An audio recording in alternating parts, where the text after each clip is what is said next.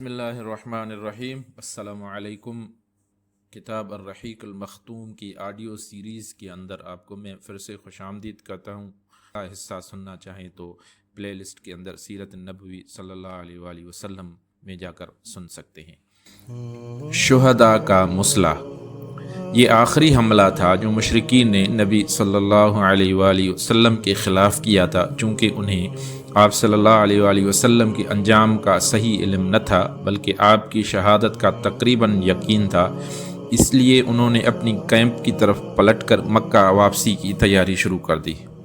کچھ مشرک مرد اور عورتیں مسلمان شہداء کے مسئلے میں مشغول ہو گئیں، یعنی شہیدوں کی شرمگاہیں اور کان اور ناک وغیرہ کاٹ لیے، پیٹ چیر دیے۔ ہندہ بنت عتبہ نے حضرت حمزہ رضی اللہ تعالیٰ عنہ کا کلیجہ چاک کیا اور منہ میں ڈال کر چبایا اور نگلنا چاہا، لیکن نگل نہ سکی تو تھوک دیا، اور کٹے ہوئے کانوں اور ناکوں کا پازیب اور ہار بنایا۔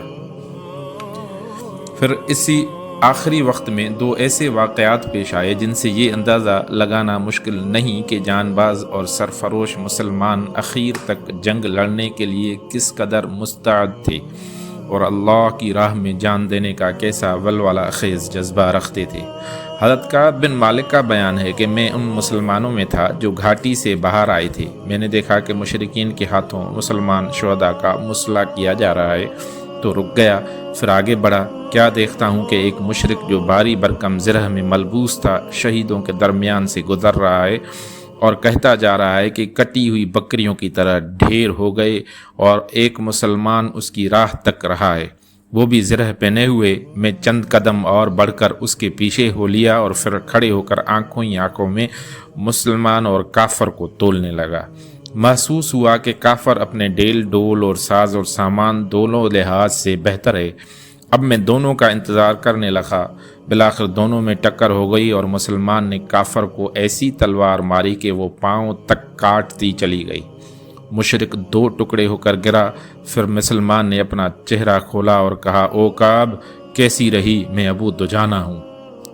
دوسرا اسٹوری ہے کہ خاتم جنگ پر کچھ مومن عورتیں میدان جہاد میں پہنچیں، چنانچہ حضرت انس رضی اللہ تعالیٰ عنہ کا بیان ہے کہ میں نے حضرت عائشہ بنت ابی بکر اور ام سلیم کو دیکھا کہ پنڈلی کی پازیب تک کپڑے چڑھائے پیٹھ پر پانی کی مشکیزیں لا رہی تھی اور زخمیوں کے منہ میں انڈیل رہی تھی۔ حضرت عمر رضی اللہ تعالیٰ عنہ کا بیان ہے کہ احد کے روز حضرت ام سلیت ہمارے لیے مشکیزیں بھر بھر کر لا رہی تھی۔ انہی عورتوں میں حضرت ام ایمن بھی تھی۔ انہوں نے جب شکستہ خوردہ مسلمانوں کو دیکھا کہ مدینے میں گھسنا چاہتے ہیں تو ان کے چہروں پر مٹی پھینکنے لگیں اور کہنے لگی، یہ سوت کاٹنے کا تکلا لو اور ہمیں تلوار دو۔ اس کے بعد تیزی سے میدان جنگ پہنچی اور زخمیوں کو پانی پلانے لگی۔ ان پر حبان بن عرقہ نے تیر چلایا اور وہ گر پڑی اور پردہ کھل گیا۔ اس پر اللہ کے دشمن نے بھرپور کہکا لگایا۔ رسول اللہ صلی اللہ علیہ وآلہ وسلم پر یہ بات گراں گزری اور آپ صلی اللہ علیہ وآلہ وسلم نے حضرت سعد بن ابی وقاص کو ایک بغیرانی کے تیر دے کر فرمایا، اسے چلاؤ۔ حضرت سعد نے چلایا تو وہ تیر حبان کے حلق پر لگا اور وہ چت گرا اور اس کا پردہ کھل پایا۔ اس پر رسول اللہ صلی اللہ علیہ وآلہ وسلم اس طرح ہنسے کہ جڑ کے دانت دکھائی دینے لگے۔ فرمایا، سعد نے ام ایمن کا بدلہ چکا لیا، اللہ ان کی دعا قبول کرے۔ جب رسول اللہ صلی اللہ علیہ وآلہ وسلم نے گھاٹی کے اندر اپنی قیام گاہ میں ذرا قرار پا لیا تو حضرت علی بن ابی طالب رضی اللہ تعالیٰ عنہ مہراس سے اپنی ڈھال میں پانی بھر لائے۔ کہا جاتا ہے کہ مہراس پتھر میں بنا ہوا وہ گڑھا ہوتا ہے جس میں زیادہ سا پانی آ سکتا ہے، اور کہا جاتا ہے کہ یہ احد میں ایک چشمے کا نام تھا۔ بہرحال حضرت علی رضی اللہ تعالیٰ عنہ نے وہ پانی نبی صلی اللہ علیہ وآلہ وسلم کی خدمت میں پینے کے لیے پیش کیا۔ آپ نے قدر ناگوار بو محسوس کی، اسے پیا تو نہیں، البتہ اس سے چہرے کا خون دھو لیا اور سر پر بھی ڈال لیا۔ اس حالت میں آپ فرما رہے تھے، اس شخص پر اللہ کا سخت غضب ہو جس نے اس کے نبی کے چہرے کو خون آلود کیا۔ حضرت سہل فرماتے ہیں کہ مجھے معلوم ہے کہ رسول اللہ کا صلی اللہ علیہ وآلہ وسلم کا زخم کس نے دھویا۔ پانی کس نے بہایا اور علاج کس چیز سے کیا گیا؟ آپ کی لخت جگر حضرت فاطمہ رضی اللہ تعالی عنہ آپ کا زخم دھو رہی تھیں اور حضرت علی رضی اللہ تعالی عنہ ڈھال سے پانی بہا رہے تھے۔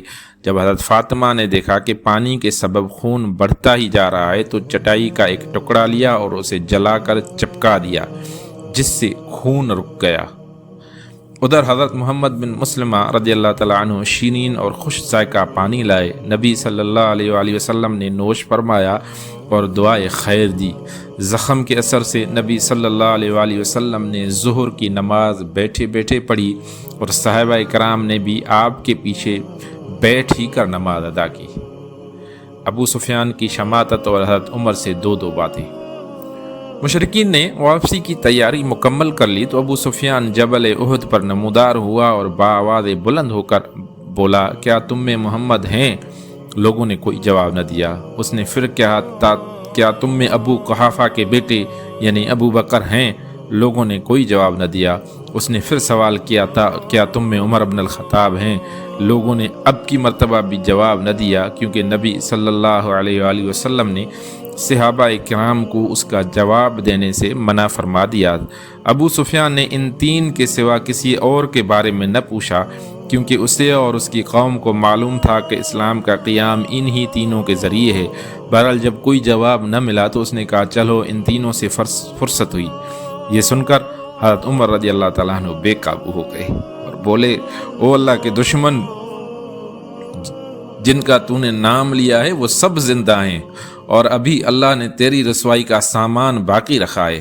اس کے بعد ابو سفیان نے کہا، تمہارے مقتولین کا مسئلہ ہوا ہے، لیکن میں نے نہ اس کا حکم دیا ہے نہ اس کا برا ہی منایا ہے۔ پھر نعرہ لگایا کہ اعلو حبل یعنی حبل بلند ہو۔ نبی صلی اللہ علیہ وآلہ وسلم نے فرمایا، تم لوگ جواب کیوں نہیں دیتے؟ صحابہ نے عرض کیا، کیا جواب دیں؟ آپ صلی اللہ علیہ وآلہ وسلم نے فرمایا، کہو کہ اللہ اعلیٰ و اجل، اللہ اعلیٰ اور برتر ہے۔ پھر ابو سفیان نے نعرہ لگایا، لنا عزا ولا عزا لکم، ہمارے لیے عزا ہے اور تمہارے لیے عزا نہیں ہے۔ نبی صلی اللہ علیہ وآلہ وسلم نے فرمایا، جواب کیوں نہیں دیتے؟ صحابہ نے دریافت کیا، کیا جواب دیں؟ آپ نے فرمایا، کہو اللہ مولانا ولا مولا لکم، اللہ ہمارا مولا ہے اور تمہارا کوئی مولا نہیں۔ اس کے بعد ابو سفیان نے کہا، کتنا اچھا کارنامہ رہا، آج کا دن جنگ بدر کے دن کا بدلہ ہے اور لڑائی ڈول ہے۔ حضرت عمر نے جواب میں کہا، برابر نہیں، ہمارے مقتولین جنت میں ہیں اور تمہارے مقتولین جہنم میں۔ اس کے بعد ابو سفیان نے کہا، عمر میرے قریب آؤ۔ رسول اللہ صلی اللہ علیہ وسلم نے فرمایا، جاؤ دیکھو کیا کہتا ہے۔ وہ قریب آئے تو ابو سفیان نے کہا، عمر میں خدا کا واسطہ دے کر پوچھتا ہوں، کیا ہم نے محمد کو قتل کر دیا ہے؟ حضرت عمر نے کہا، واللہ نہیں، بلکہ اس وقت وہ تمہاری باتیں سن رہے ہیں۔ ابو سفیان نے کہا، تم میرے نزدیک ابن قمصہ سے زیادہ سچے اور راست باز ہو۔ بدر میں ایک اور جنگ لڑنے کا عہد اور پیمان۔ ابن اسحاق کا بیان ہے کہ ابو سفیان اور اس کے رفقا واپس ہونے لگے تو ابو سفیان نے کہا، آئندہ سال بدر میں پھر لڑنے کا وعدہ ہے۔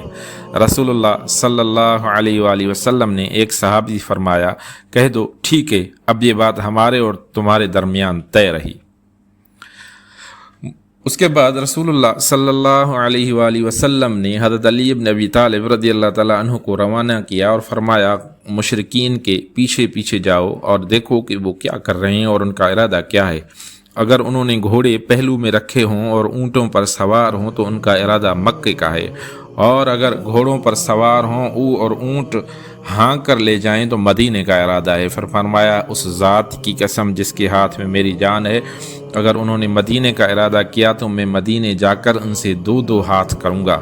حضرت علی کا بیان ہے کہ اس کے بعد میں ان کے پیچھے نکلا تو دیکھا انہوں نے گھوڑوں پہلو میں کر رکھے تھے اور اونٹوں پر سوار ہیں اور مکے کا رخ ہے۔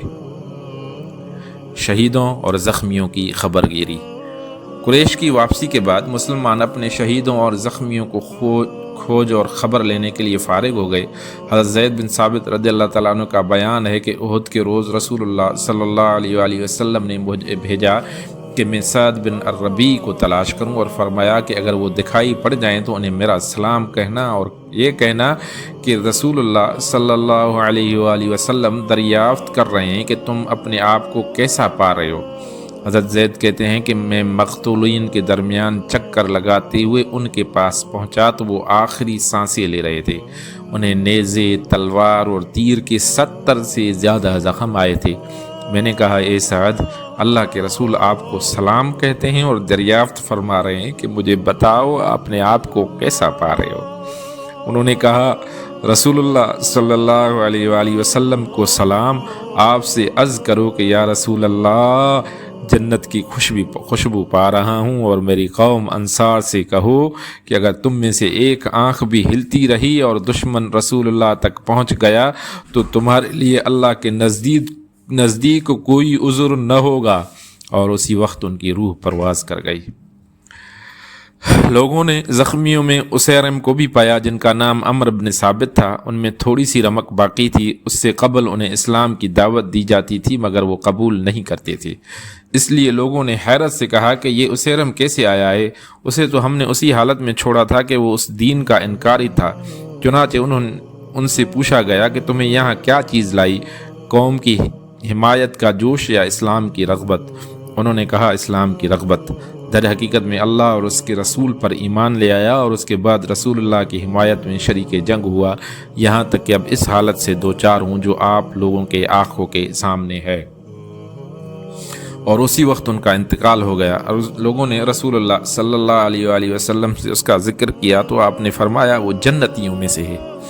ابو ہریرہ کہتے ہیں کہ حالانکہ اس نے اللہ کے لیے ایک وقت کی بھی نماز نہیں پڑھی تھی، کیونکہ اسلام لانے کے بعد ابھی کسی نماز کا وقت آیا ہی نہ تھا کہ شہید ہو گئے۔ انہی زخمیوں میں قزبان بھی ملا۔ اس نے اس جنگ میں خوب داد شجاعت دی تھی اور تنہا 7 یا 8 مشرکین کو تہ تیگ کیا تھا۔ وہ جب ملا تو زخموں سے چور تھا۔ لوگ اسے اٹھا کر بنو ظفر کے محلے میں لے گئے اور مسلمانوں نے اسے خوشخبری سنائی۔ کہنے لگے واللہ میری جنگ تو محض اپنی قوم کے ناموس کے لیے تھی، اور اگر یہ بات نہ ہوتی تو میں لڑائی ہی نہ کرتا۔ اس کے بعد جب اس کے زخموں نے شدت اختیار کی تو اس نے اپنے آپ کو ذبح کر کے خودکشی کر لی۔ ادھر رسول اللہ صلی اللہ علیہ وآلہ وسلم سے جب بھی اس کا ذکر کیا جاتا تھا تو وہ فرماتے تھے کہ وہ جہنمی ہے، اور اسی واقعے نے آپ کی پیشگوئی پر مہر ثبت کر دی تھی۔ حقیقت یہ ہے کہ اعلاء کلمت اللہ کے بجائے وطنیت یا کسی بھی دوسری راہ میں لڑنے والوں کا انجام یہی ہے، چاہے وہ اسلام کے جھنڈے تلے بلکہ رسول اور صحابہ کے لشکر ہی میں شریک ہو کر کیوں نہ لڑ رہے ہوں۔ اس کے برعکس مقتولین میں بنو سالبہ کا ایک یہودی تھا۔ اس نے اس وقت جب جنگ کے بادل منڈلا رہے تھے اپنے قوم سے کہا اے جماعت یہود، خدا کی قسم تم جانتے ہو کہ محمد کی مدد تم پر فرض ہے۔ یہود نے کہا مگر آج سبت یعنی سنیچر کا دن ہے۔ اس نے کہا تمہارے لیے کوئی سبت نہیں۔ پھر اس نے اپنی تلوار لی، ساز و سامان اٹھایا اور بولا اگر میں مارا جاؤں تو میرا مال محمد کے لیے ہے اور اس میں جو چاہیں گے کریں گے۔ اس کے بعد میدان جنگ میں گیا اور لڑتے بھڑتے مارا گیا۔ رسول اللہ صلی اللہ علیہ وآلہ وسلم نے فرمایا مخیرق بہترین یہودی تھا۔ اسی موقع پر رسول اللہ صلی اللہ علیہ وآلہ وسلم نے خود بھی شہداء کا معائنہ فرمایا اور فرمایا کہ میں ان لوگوں کے حق میں گواہ رہوں گا۔ حقیقت یہ ہے کہ جو شخص اللہ کی راہ میں زخمی کیا جاتا ہے، اے اللہ قیامت کے روز اس حالت میں اٹھائے گا کہ اس کے زخم سے اس کے زخم سے خون بہہ رہا ہوگا۔ رنگ تو خون ہی کا ہوگا لیکن خوشبو مشک کی ہوگی۔ کچھ صحابہ نے اپنے شہداء کو مدینے منتقل کر لیا تھا۔ آپ نے انہیں حکم دیا کہ اپنے شہیدوں کو واپس لا کر ان کی شہادت گاہوں میں دفن کریں، نیز شہداء کے ہتھیار اور پوستین کے لباس اتار لیے جائیں، پھر انہیں غسل دیے بغیر جس حالت میں ہوں اسی حالت میں دفن کر دیا جائے۔ آپ 2-3 شہیدوں کو ایک ہی قبر میں دفن فرما رہے تھے اور 2 آدمیوں کو ایک ہی کپڑے میں اکٹھا لپیٹ دیتے تھے اور دریافت فرماتے تھے کہ ان میں سے کس کو قرآن زیادہ یاد ہے۔ لوگ جس کی طرف اشارہ کرتے اسے لحد میں آگے کرتے اور فرماتے کہ میں قیامت کے روز ان لوگوں کے بارے میں گواہی دوں گا۔ عبداللہ ابن عمرو بن حرام اور عمرو بن جموح ایک ہی قبر میں دفن کیے گئے کیونکہ ان دونوں میں دوستی تھی۔ حضرت حنظلہ کی لاش غائب تھی۔ تلاش کے بعد ایک جگہ اس حالت میں ملی کہ زمین پر پڑی ہوئی تھی۔ اور اس سے پانی ٹپک رہا تھا۔ رسول اللہ صلی اللہ علیہ وآلہ وسلم نے صحابہ اکرام کو بتلایا کہ فرشتے انہیں غسل دے رہے ہیں۔ پھر فرمایا ان کی بیوی سے پوچھو کیا معاملہ ہے۔ ان کی بیوی سے دریافت کیا گیا تو انہوں نے ایک واقعہ بتلایا، یہیں سے حضرت حنظلہ کا نام غسیل الملائکہ یعنی فرشتوں کے غسل دیے ہوئے پڑ گیا۔ رسول اللہ صلی اللہ علیہ وآلہ وسلم نے اپنے چچا حمزہ کا حال دیکھا تو سخت غمگین ہوئے۔ آپ کی پھوپھی حضرت صفیہ تشریف لائیں، وہ بھی اپنے بھائی حضرت حمزہ کو دیکھنا چاہتی تھی، لیکن رسول اللہ صلی اللہ علیہ وآلہ وسلم نے ان کے صاحبزادے حضرت زبیر سے کہا کہ انہیں واپس لے جائیں، وہ اپنا بھائی کا حال دیکھ نہ لیں۔ مگر حضرت صفیہ نے کہا آخر ایسا کیوں؟ مجھے معلوم ہو چکا ہے کہ میرے بھائی کا مسئلہ کیا گیا ہے، لیکن یہ اللہ کی راہ میں ہے، اس لیے جو کچھ ہوا ہم اس پر پوری طرح راضی ہیں، میں ثواب سمجھتے ہوئے انشاءاللہ ضرور صبر کروں گی۔ اس کے بعد وہ حضرت حمزہ کے پاس آئیں، انہیں دیکھا، ان کے لیے دعا کی، انا للہ پڑھی اور اللہ سے مغفرت مانگی۔ پھر رسول اللہ صلی اللہ علیہ وآلہ وسلم نے حکم دیا کہ انہیں حضرت عبداللہ بن جحش کے ساتھ دفن کر دیا جائے، وہ حضرت حمزہ کے بھانجے بھی تھی اور رضائی بھائی بھی تھے۔ حضرت ابن مسعود رضی اللہ تعالیٰ عنہ کا بیان ہے کہ رسول اللہ صلی اللہ علیہ وآلہ وسلم حضرت حمزہ بن عبد المطلب پر جس طرح روئے، اس سے بڑھ کر روتے ہوئے ہم نے آپ کو کبھی نہیں دیکھا۔ آپ نے انہیں قبلے کی طرف رکھا، پھر ان کے جنازے پر کھڑے ہوئے اور اس طرح روئے کہ آواز بلند ہو گئی۔ در حقیقت شہداء کا منظر تھا ہی بڑا دلدوز اور زہر گداز۔ چنانچہ حضرت خباب بن ارت کا بیان ہے کہ حضرت حمزہ کے لیے ایک سیاہ دھاریوں والی چادر کے سوا کوئی کفن نہ مل سکا۔ یہ چادر سر پر ڈالی جاتی تو پاؤں کھل جاتے اور پاؤں پر ڈالی جاتی تو سر کھل جاتا۔ بالآخر چادر سے سر ڈھک دیا گیا اور پاؤں پر ازخر گھاس ڈال دی گئی۔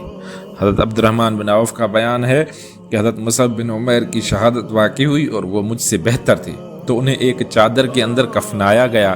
حالت یہ تھی کہ اگر ان کا سر ڈھانکا جاتا تو وہ پاؤں کھل جاتے تھے اور پاؤں ڈھانکے جاتے تو سر کھل جاتا تھا۔ ان کی یہی کیفیت حضرت خباب نے بھی بیان کی ہے اور اتنا مزید اضافہ فرمایا ہے کہ اس کیفیت کو دیکھ کر نبی صلی اللہ علیہ وآلہ وسلم نے ہم سے فرمایا کہ چادر سے ان کا سر ڈھانک دو اور پاؤں پر ازغر ڈال دو۔ رسول اللہ صلی اللہ علیہ وآلہ وسلم کی حمد و ثنا کرتے اور اس سے دعا فرماتے ہیں۔ امام احمد کی روایت ہے کہ احد کے روز جب مشرکین واپس چلے گئے تو رسول اللہ صلی اللہ علیہ وآلہ وسلم نے صحابہ اکرام سے فرمایا برابر ہو جاؤ، ذرا میں اپنے رب عز و جل کی ثنا کروں۔ اس حکم پر صحابہ اکرام نے آپ کے پیچھے صفیں باندھ لیں اور آپ نے یوں فرمایا، اے اللہ تیرے ہی لیے ساری حمد ہے۔ اے اللہ جس چیز کو تو کشادہ کر دے اسے کوئی تنگ نہیں کر سکتا، اور جس چیز کو تو تنگ کر دے اسے کوئی کشادہ نہیں کر سکتا۔ جس شخص کو تو گمراہ کر دے اسے کوئی ہدایت نہیں دے سکتا، اور جس شخص کو تو ہدایت دے اسے کوئی گمراہ نہیں کر سکتا۔ جس چیز کو تو روک دے اسے کوئی دے نہیں سکتا، اور جو چیز تو دے دے اسے کوئی روک نہیں سکتا۔ جس چیز کو تو دور کر دے اسے کوئی قریب نہیں کر سکتا، اور جس چیز کو تو قریب کر دے اسے کوئی دور نہیں کر سکتا۔ اے اللہ ہمارے اوپر اپنی برکتیں، رحمتیں اور فضل اور رزق پھیلا دے۔ اے اللہ میں تجھ سے برقرار رہنے والے نعمت کا سوال کرتا ہوں جو نہ ٹلے اور نہ ختم ہو۔ اے اللہ میں تجھ سے فقر کے دن مدد کا اور خوف کے دن امن کا سوال کرتا ہوں۔ اے اللہ جو کچھ تو نے ہمیں دیا ہے اس کے شر سے، اور جو کچھ نہیں دیا ہے اس کے بھی شر سے تیری پناہ چاہتا ہوں۔ اے اللہ ہمارے نزدیک ایمان کو محبوب کر دے، اسے ہمارے دلوں میں خوشنما بنا دے، اور کفر اور فسق اور نافرمانی کو ناگوار بنا دے، اور ہمیں ہدایت یافتہ لوگوں میں کر دے۔ اے اللہ ہمیں مسلمان رکھتے ہوئے وفات دے، اور مسلمانوں ہی کی رکھتے ہوئے زندہ رکھ، اور رسوائی اور فتنے سے دوچار کیے بغیر صالحین میں شامل فرما۔ اے اللہ تو ان کافروں کو مار اور ان پر سختی اور عذاب کر جو تیرے پیغمبر کو جھٹلاتے اور تیری راہ سے روکتے ہیں۔ اے اللہ ان کافروں کو بھی مار جنہیں کتاب دی گئی، یا الہ الحق۔ آج کی ایپیسوڈ یہیں تک مکمل کرتے ہیں، انشاءاللہ نیکسٹ کے لیے آپ سے پھر ملاقات ہوگی۔ اللہ تعالیٰ آپ کو سلامت رکھے۔ السلام علیکم۔